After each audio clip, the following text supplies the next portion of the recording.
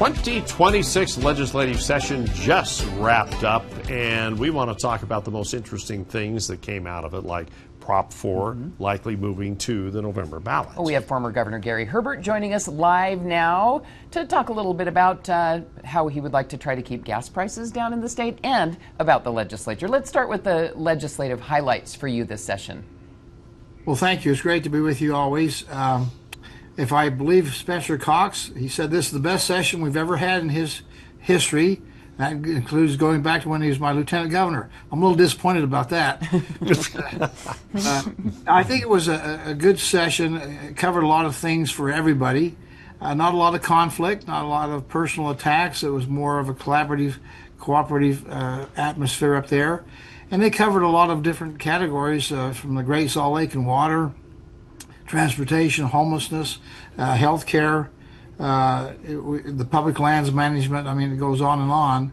Some felt like they didn't handle some of the tough issues. Elections has been kind of kicked down the road from what's been tried in a couple of years. And the fact that there's going to be a study here at the Herbert Institute on the risk we have if you have to vote in person versus vote by mail. So we'll be trying to do some research on that over the next 6 months to give the legislature some data so they can make some decisions on policy. So by and large, the number one most important thing is the budget. How you spend your money shows your priority. It's a $31+ billion budget.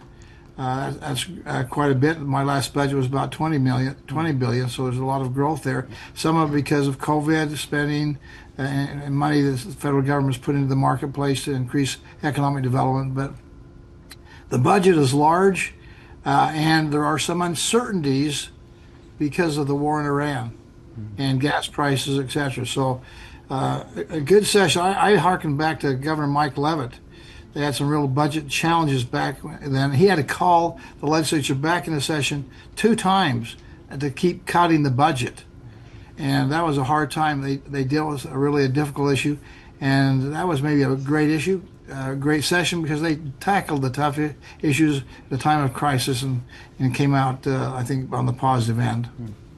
So is there any single bill or maybe a few bills that will have the biggest impact on Utah?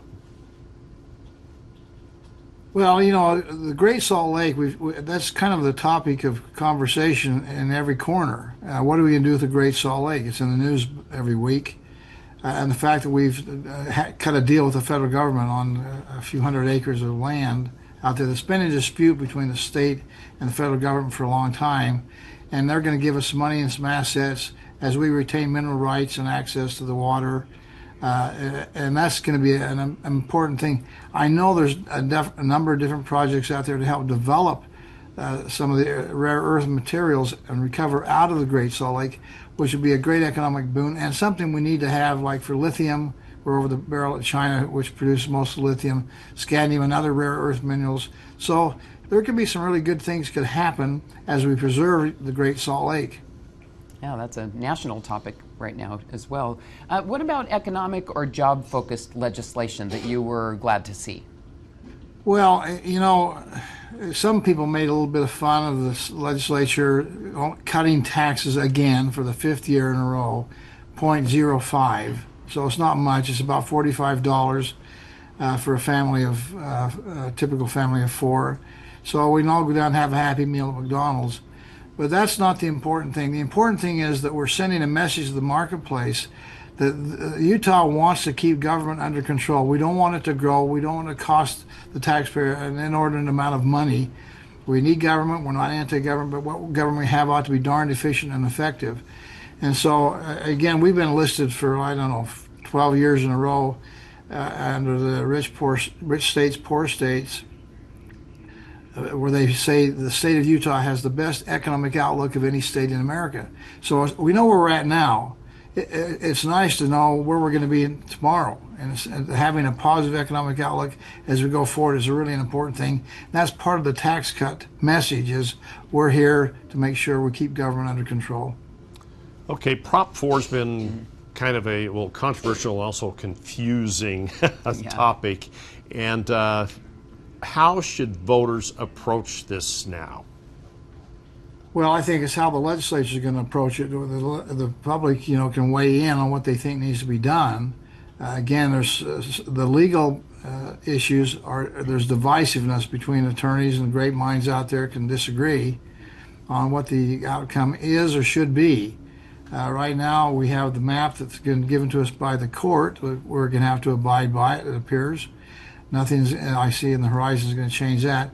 They may, feel like, this has been the biggest gerrymandered map of all. And there's certainly an argument that taking the donut hole and having a plus 17 Democrat in a state that's like 4-1 Republican over Democrats may be a bit of gerrymandering. How else can you get that kind of a district? So I know that the legislature wants to get back to where they were before, meaning we've always had the final say on boundaries and redistricting. That's in our Constitution. Now we've had a change of that with the courts and being weighing in on it, and they don't like it, and I understand their argument. So they're going to try to put that on the ballot for we the people to weigh in. Who do you want to decide what your congressional boundaries are? The legislature as our Constitution, or do you think this should be done by unelected group of people that have good intentions but they don't have the authority to do that? So that'll be a debate that we'll see over this next 6 or 7 months. I know there are hundreds of bills that are up there over the 45 days. Is there any legislation that you wish had passed but it didn't?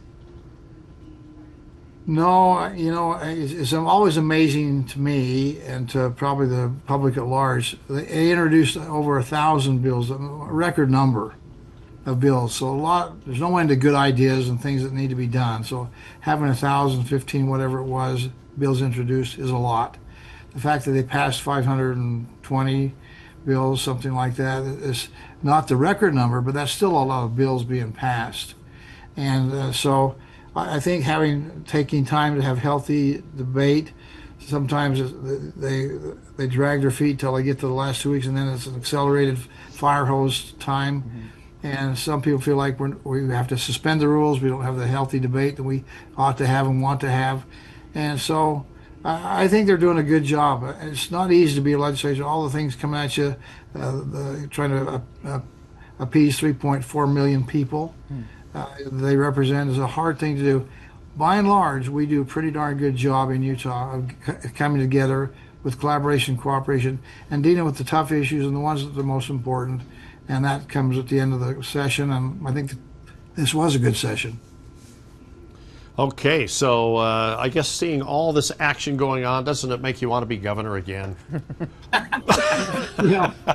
Some days that I miss it, and I miss my security detail. I just flew in from Dallas, and getting to the Dallas airport was a lot harder on me to do it by myself as opposed to having security escort me through. So there's some days I like it. Some days I say, boy, I'm glad I'm just a private citizen again. Instead, you'll be running your institute, and you're doing a good job. Thank you. We're doing some really good things down here at Utah Valley University, and we'll be weighing in on a few things that the legislature has given us an assignment to do. So thank you for that. Yeah, okay. Well, that is cool, and we appreciate you being with us, contribution that you give to us, and all the work that you've given the state over the years. So take care. We'll look forward to our next discussion coming always up. Love hearing your perspective. Yeah. Thank you. Honored to be with you all. You have a great day. You too. Right, you too. Okay, remember, you can watch Arc Salt Lake anytime on your phone, tablet, or TV. Just check out highlights from all of our newscasts on the Arc Salt Lake YouTube page at the QR code you see right there, and you can get it all.